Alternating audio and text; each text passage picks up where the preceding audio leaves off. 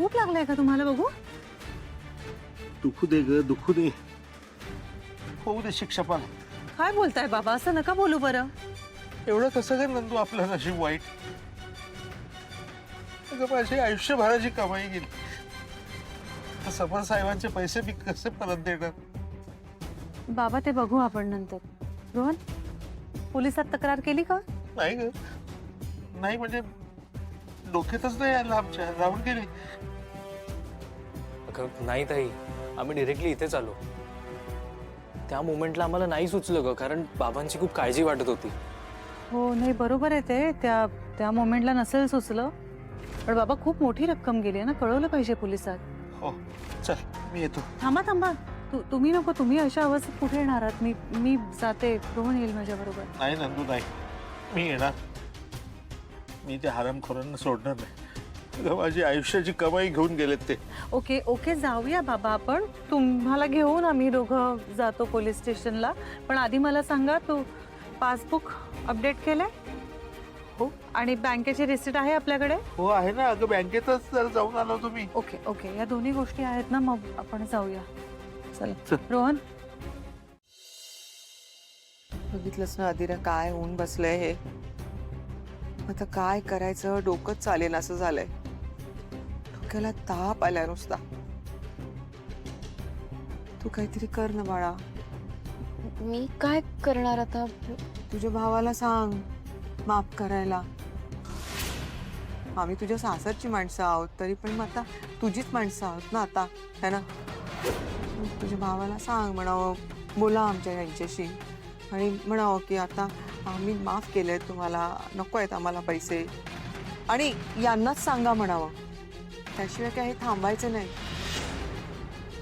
घरही विकायला जातील, काही सांगू शकत नाही यांचं. आयुष्यभराची पुंजी ओवाळून टाकली ग यांनी. काय झालं बघितलंस ना, तुला नाही मला घाल कुत्र्याला अशी गत झाली. तू कर ना बाई तेवढं. हं? सांग ना तुझ्या भावाला, म्हणावं माफ केलं. नाहीतर हे ना स्वतः शांतपणे जगणार नाहीत, आम्हालाही शांतपणे जगू देणार नाही. डोक्याला ताप होईल. बघ हट्टापाई काय काय सांगितलेलं ऐकत नाही. कुठून आणणार आता एवढे पैसे? काही मार्ग नाही. म्हणून मी तुम्हाला याआधी सांगितलंय की मला काय वाटतं याचा फार विचार करू नका. नाही करत आहे. माझ्या बाबांना काय वाटतंय ना, याचा विचार करते मी. आणि तुम्हाला काय वाटतं याचा विचार माझे बाबा करतायत आणि त्यांना काळजी वाटते. म्हणूनच त्यांनी ते पैसे विड्रॉ केले आणि त्याच्यानंतर जे झालं ते झालं. पण मी त्यांना सांगितलं होतं की याची काही गरज नाहीये. दुसऱ्यांच्या गरजा तुम्ही का ठरवता? आता माझ्या बाबांना ही गोष्ट गरजेची वाटली म्हणून त्यांनी त्यांच्या एफडीज मोडल्या. ते पैसे त्यांनी त्यांच्या सेव्हिंग अकाउंटला घेतले, तिथून ते विड्रॉ केले. त्याच्या रेकॉर्ड्स आहेत ह्याच्यामध्ये, ते तुम्हाला दाखवते मी. आणि ते पैसे घेऊन ते तुमच्याचकडे येत होते, तेव्हा त्या चोरांनी त्यांच्यावर अटॅक केला आणि ती पैशाची पिशवी घेऊन पळून गेले. आणि त्याच्याबद्दल जी काय आम्ही कंप्लेंट केली तो FIR, त्याची कॉपी आहे ही. मी बोलतो कमिशनर साहेबांशी. नाही, तुम्ही बोलावत यासाठी नाही सांगते मी तुम्हाला यातलं काही. पोलीस त्यांचं काम चोख करतील यावर विश्वास आहे आमचा. आम्ही साधी सामान्य माणसं असलो आणि समर राजवाडे नसलो तरी सुद्धा पोलीस त्यांचं काम करतात.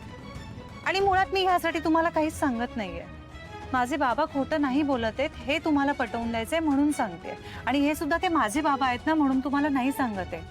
ते माणूस म्हणून अत्यंत प्रामाणिक आणि चांगले आहेत म्हणून सांगते. बाकी काही बोलायचं नाहीये मला, एवढंच सांगायचं होतं.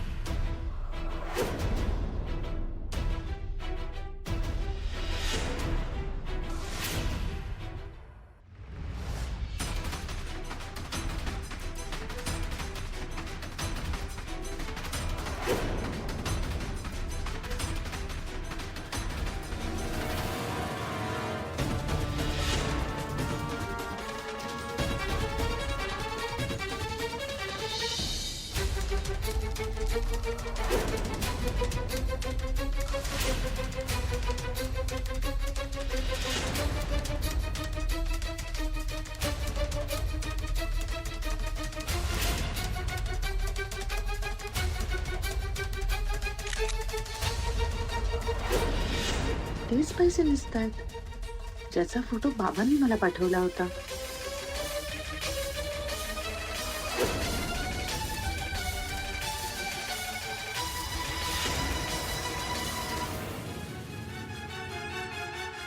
सर कमी आहेत जरा.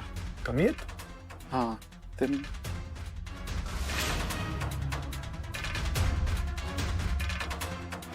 वहिनी पैसे.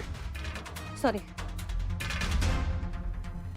हाय नो तू एवढी कॅश एकत्र बघितली नसशील. या.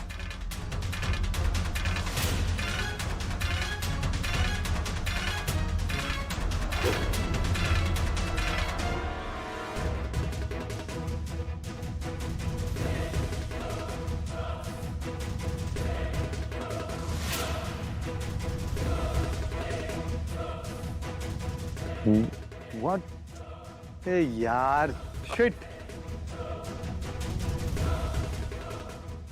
काय रे काय मागवलंस? मोबाईल. एक आहे ना ऑलरेडी.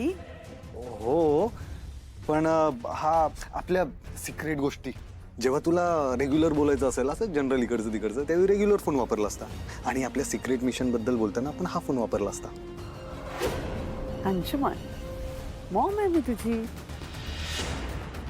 तुझ्या सगळ्या सिक्रेट मिशन्स आहेत ना ते मला माहिती आहेत. त्यामुळे आपल्या अशा काही सिक्रेट मिशन्स नाही आहेत ना. आता तुझ्या काय सिक्रेट मिशन्स आहेत आणि कशासाठी हा मोबाईल मागवलाय ते मला सांग.